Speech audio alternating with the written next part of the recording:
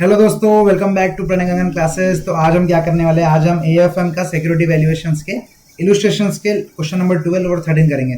12 slightly tricky question है, okay. दो तीन एडजस्टमेंट्स करेंगे तो वो भी प्लेन बन जाएगा, और 13 तो very easy question, okay.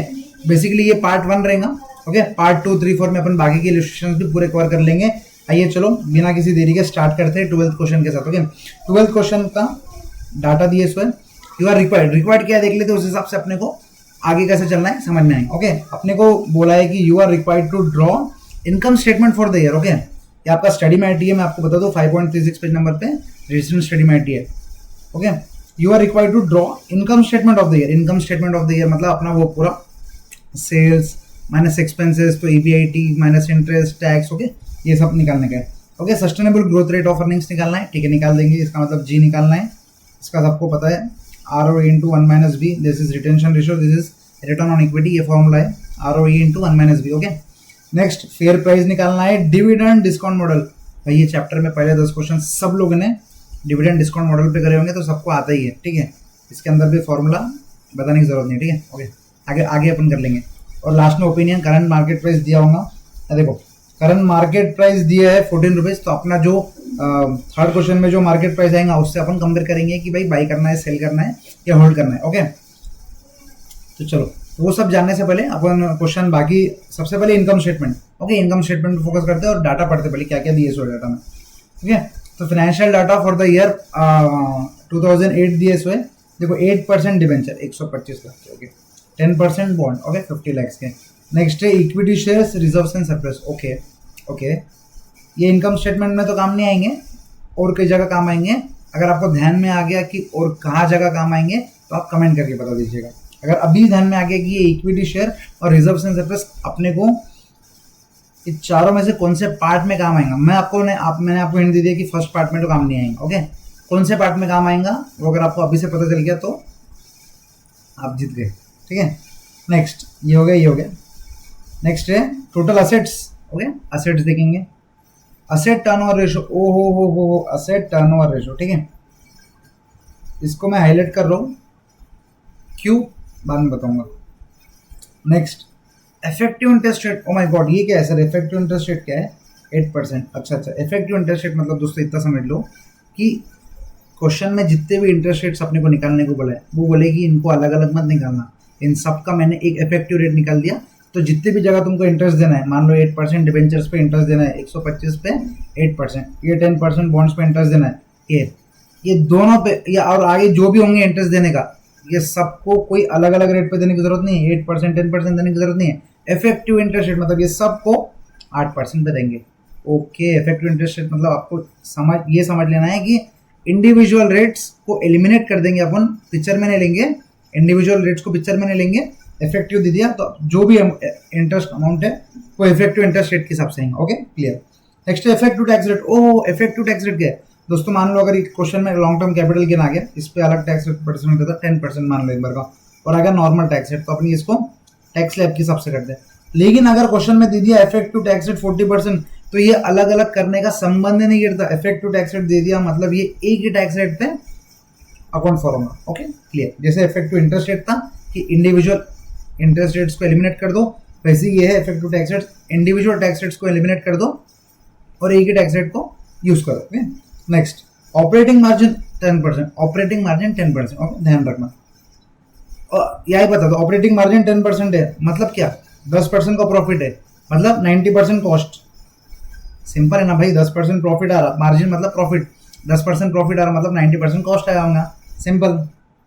Dividend payout ratio 16.66%, मतलब अगर 100 रुपये कमाया तो सिर्फ 16.66% वापस दिया, बाकी पैसे कहाँ गए, बाकी पैसे गए रिटेन अर्निंग्स में, क्योंकि जो पैसा इक्विटी शेयर होल्डर के लिए रहता है लेकिन डिविडेंड पे आउट रेशो में अपन बाहर नहीं देते, उसको रिटेन अर्निंग्स में डालते हैं, okay, clear. Current market price ये काम आएगा, आपको शायद पता ही चले गया होगा कि ये फोर्थ क्वेश्चन में काम आएगा, क्योंकि अपने को ओपिनियन देना है। थर्ड क्वेश्चन में फेयर प्राइस आने के बाद फोर्थ क्वेश्चन में अपन करंट मार्केट प्राइस से कंपेयर करके अपन ओपिनियन दे देंगे, ओके। अगर आपको फास्ट लग रहा है तो स्पीड थोड़ी स्लो कर लीजिए, मेरे को नहीं लगता कि आपको फास्ट लगेगा, ओके।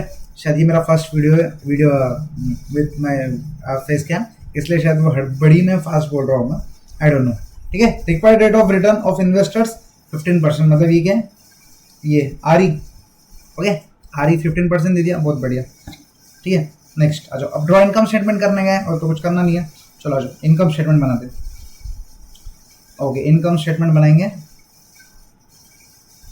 सबसे पहले सर आपने इधर ये किया था, उसका पहले बता दो, ठीक है, मैं वो बता देता पहले। देखो सबसे पहले यहाँ पर मैं क्या बोल रहा हूँ, आप ये गलती नहीं करोगे, मुझे पता है, मुझे कॉन्फिडेंस है कि आप जो ये वीडियो देख रहे हैं ये गलती नहीं करोगे, लेकिन कोई ना कोई गलती करेगा और आप ऐसी कोई दूसरी गलती करोगे, इसलिए मैं यहाँ पर चौकन्ना कर रहा हूँ। क्या कर रहा हूँ, चौकन्ना, ओके, अलर्ट कर रहा हूँ। ये 1.1 है, ओके, क्या है ये, वापस पढ़ो, 1.1 है, हाँ सर 1.1 है, इसमें क्या है खास बात है। फर्स्ट टाइम मेरे पास एक डाउट आया था, जहाँ पर एक बच्चे ने इसको 1:1 पढ़ लिया था, ओके, 1:1 पढ़ लिया था, 1:1, इसका मतलब क्या होगा, देखो असेट टर्नओवर रेशियो 1:1, मतलब asset is to turnover, this implies 1:1, मतलब 1:1 है, मतलब देखो टोटल असेट 600 है, तो उसने क्या मान लिया कि भाई सर टर्नओवर भी 600 होगा, 1:1 का पढ़ने का मतलब ये है। लेकिन आपको पता है, मुझे पता है, ये 1:1 नहीं है, 1.1 है, ओके, ये 1.1 है, आपको पता है, मुझे पता है, ठीक है। मैं बता रहा हूँ कि ऐसी गलतियाँ हो जाती है तो सिर्फ चौकन्ना किया मैंने आपको, ठीक है। अब असेट टर्नओवर रेशियो का फॉर्मूला आप मुझे बताएंगे। असेट टर्नओवर रेशियो का फॉर्मूला आप लोग सोच लो, मैं 5 सेकंड का ब्रेक ले रहा हूँ, ओके, 5 सेकंड का ब्रेक, ओके।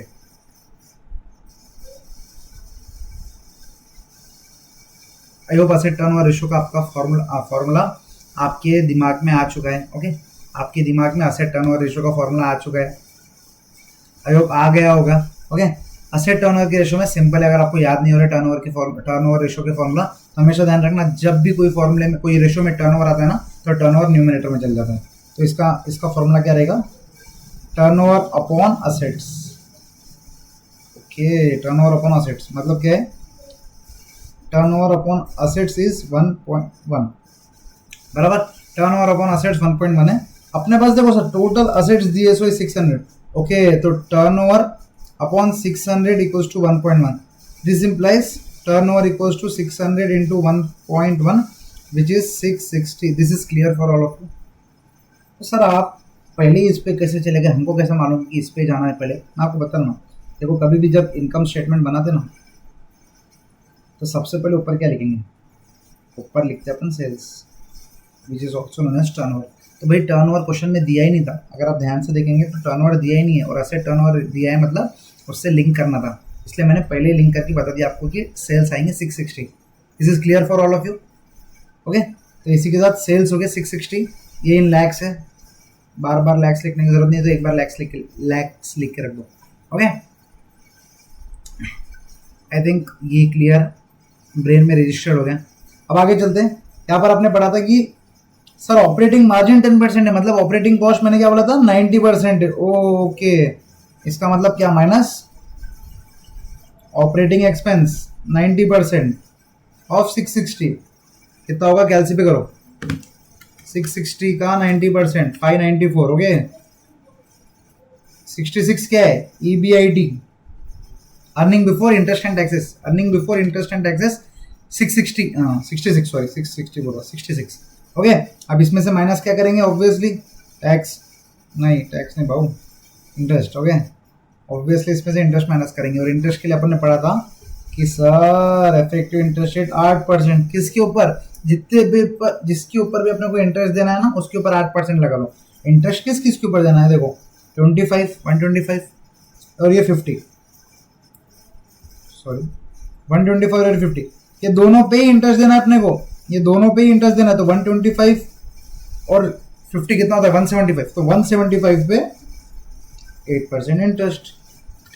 और आपको दिख रहा है क्या किस पे इंटरेस्ट देना है, नहीं, बस खत्म, 14 माइनस करो, तो अर्निंग्स आफ्टर टैक्स, अरे यार मैं क्या हो रहा आज, okay, this is earnings before tax, okay. तो ये हो जाएगा 52, okay. This is clear for all of you, 52 clear है। चलते हैं 52 के बाद, अब आप क्या करेंगे, ऑब्वियसली टैक्स माइनस करेंगे। टैक्स रेट कितना है, टैक्स रेट कहीं दिया है क्या, इफेक्टिव टैक्स रेट दिया है ना 40%, बस टैक्स माइनस करो, minus tax at the rate 40%, तो टैक्स 40%, 52 इंटू 40%, 20.8 माइनस करेंगे तो ये आ जाएगा, अच्छा आपको दिख नहीं रहा है, ओके हाँ 20.8 माइनस करेंगे तो 31.20 आ गया। Okay this is clear. तो ये क्या रहेगा, earnings after tax, earnings after tax. Okay तो मैं यहाँ लिख देता अर्निंग्स आफ्टर टैक्स कितना है 31.20, 31.20 और ये लैक्स में चल रहा है अभी। This is clear. I think this अभी तक तो सबको सही चल रहा है, अभी तक तो सब ऑलमोस्ट फर्स्ट क्वेश्चन जो अपना इनकम स्टेटमेंट था ना ऑलमोस्ट हो गया। बस इनकम स्टेटमेंट में और एक लास्ट क्या आएगा, जब यहाँ पर दिया है कि देखो डिविडेंड पे आउट रेशो 16.61% याद है सबको, 16.66% याद है, बस उसको भी दे दो, उसका इफेक्ट दे दो, मतलब जितने अर्निंग्स है उसका 16.67% उसने दिया, तो माइनस क्या बोलेंगे, minus dividend paid at the rate 16.67% into 16.67% which is 5.20। तो जितना ही बचेगा मैंने आपको बताया था कि ये जाता है रिटेन अर्निंग्स में, ये जाता है रिटेन अर्निंग्स में, तो ये माइनस हो जाएगा 31.20 से, तो ये आ जाएगा 26। This is clear for order. क्या किया अपन ने, एक बार सम अप कर लेते। सेल्स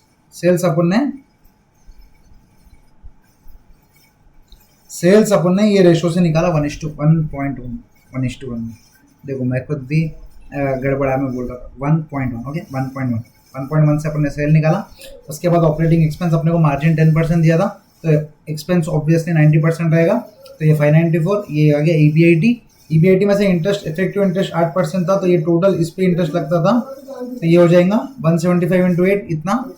उसके बाद ईबीटी आ गया, उसके बाद टैक्स परसेंट दिया था 40%, तो 40% टैक्स, और ये उसके बाद डिविडेंड पे आउट रेशो इतना था, तो अपने डिविडेंड दे दिया, तो ये बच गया रिटेन अर्निंग्स का। इसी के साथ अपना इनकम स्टेटमेंट खत्म, इसके साथ इनकम स्टेटमेंट अपना खत्म, और कुछ करना ही नहीं है इनकम स्टेटमेंट में। I think this is clear for all of you. तो इसी के साथ अपना फर्स्ट क्वेश्चन जो था ना वो हो गया कंप्लीट। सेकंड क्वेश्चन क्या है दोस्तों, जी सस्टेनेबल ग्रोथ रेट निकालना है। ओके निकाल लेंगे, यही निकाल लेंगे। ओके तो सस्टेनेबल ग्रोथ रेट, तो मैं आपको पढ़ते पढ़ते फॉर्मूला बता दिया था, ROE into 1 minus B. 1 minus B क्या है, ये रिटेंशन रेशो। जब डिविडेंड पे आउट रेशो 66.67 है, सॉरी हाँ 66.67 डिविडेंड पे आउट रेशो है, तो रिटेंशन रेशो क्या रहेगा 1 माइनस रिटेंशन रेशो, सॉरी मैंने क्या लिया, हाँ 1 माइनस बी, इसको 1 माइनस बी बोलते हैं। तो 66.67% डिविडेंड दिया, मतलब बाकी का रिटेन किया, बाकी कितना पता है 100 माइनस 16.66 करोगे तो ये 83.33 आएगा।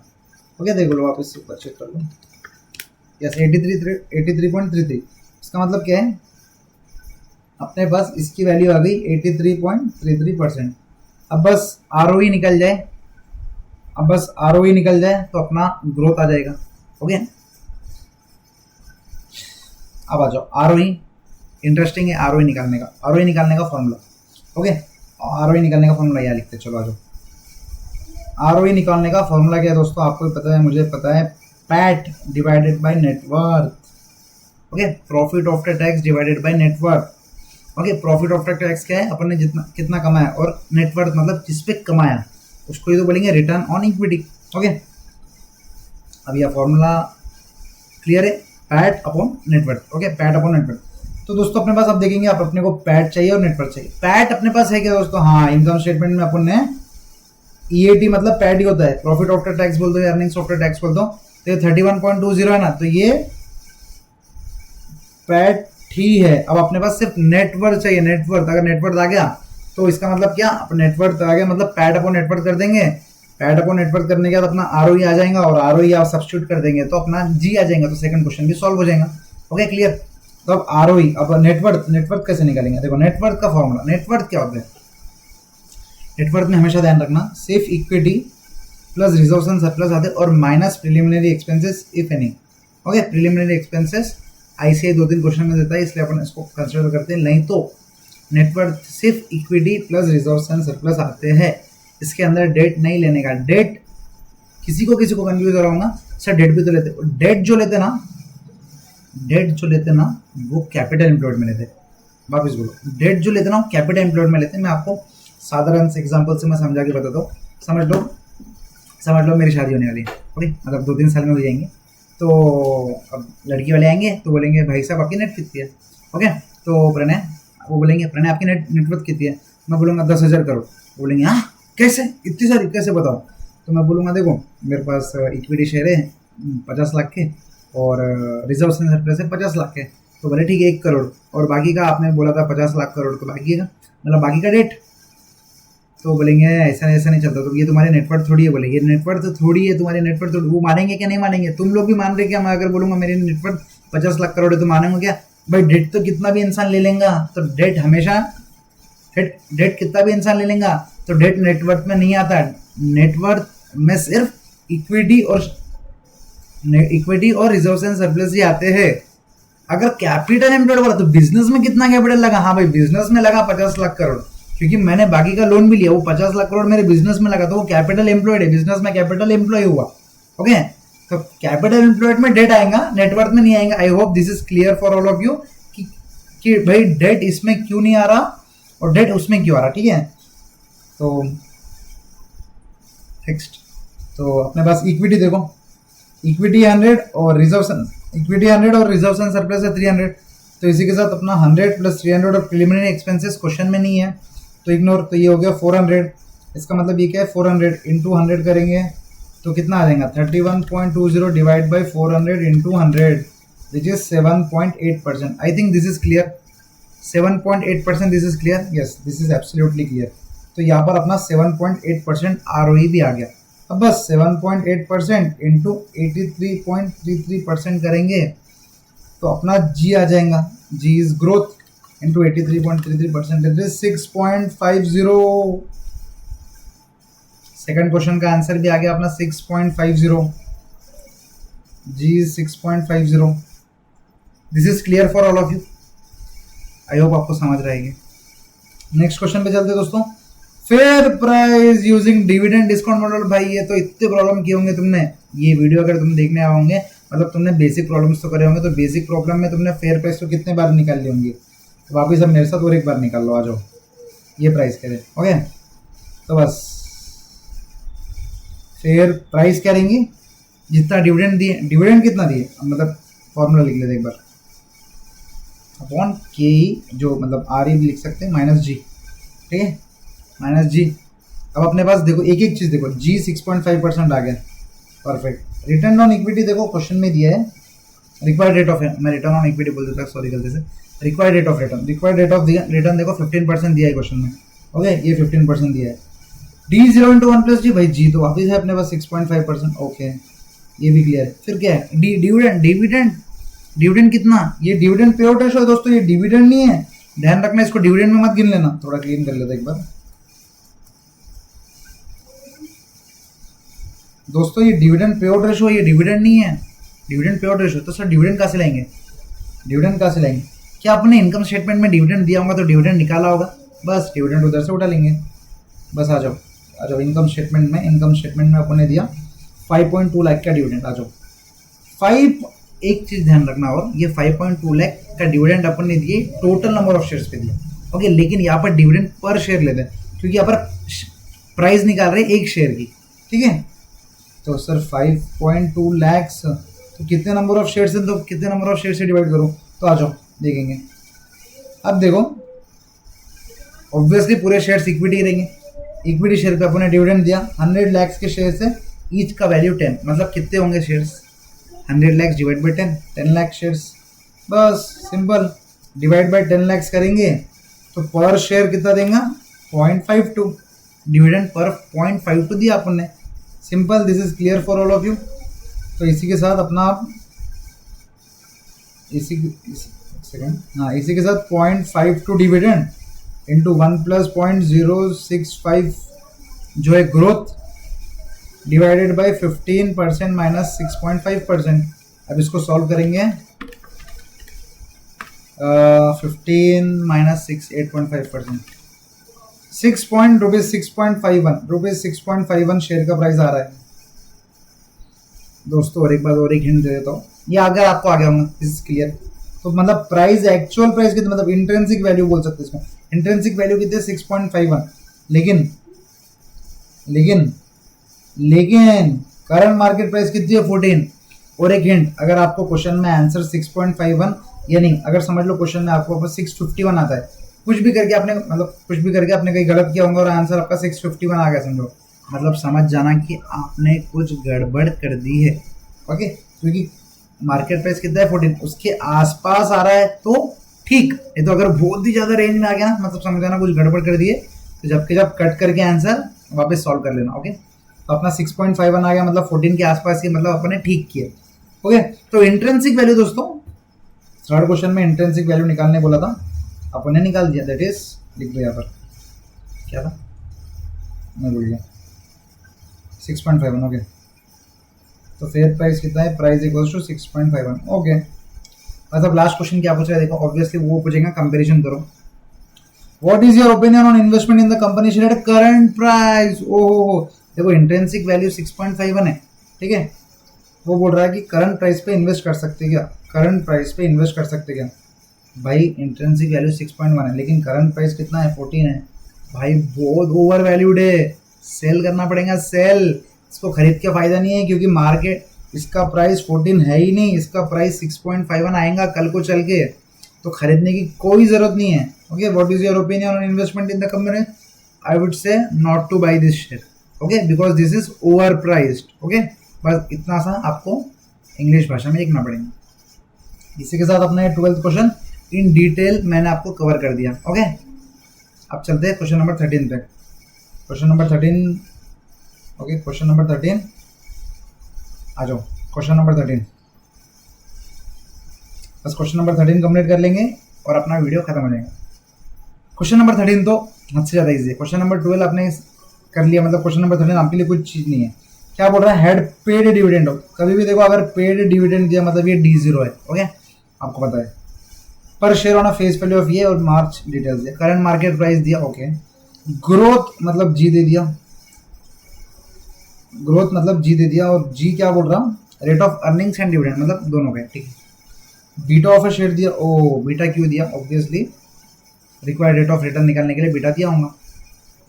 एवरेज मार्केट रिटर्न है, देखो मतलब ये क्या हो गया, RM discredit RF, calculate the intrinsic value of the beta.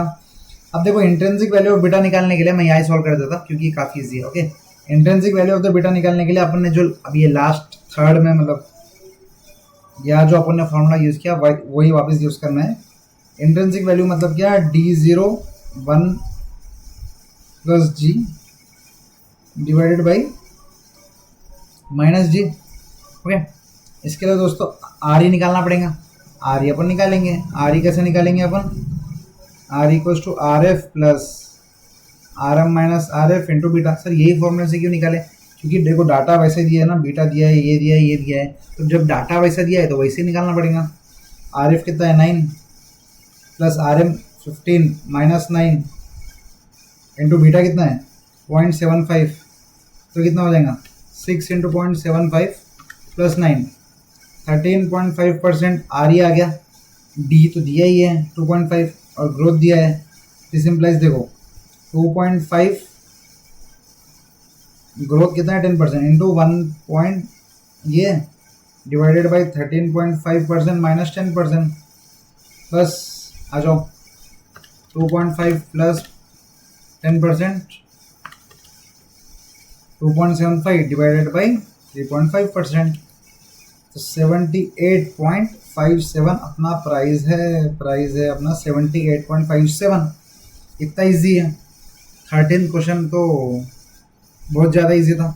क्या किया अपन ने, वापस मैं आपको एक बार समझा देता हूँ तुरंत फास्ट में, कि अपन ने ये क्या किया, अपने को करंट मार्केट प्राइस दिया था, कुछ संबंध नहीं है, इंट्रिंसिक वैल्यू निकालना था। इंट्रिंसिक वैल्यू का फॉर्मूला ये था, D0 into 1 plus G divide by KE minus G, यही मतलब रिटर्न रिक्वायर्ड रिटर्न बोल दो।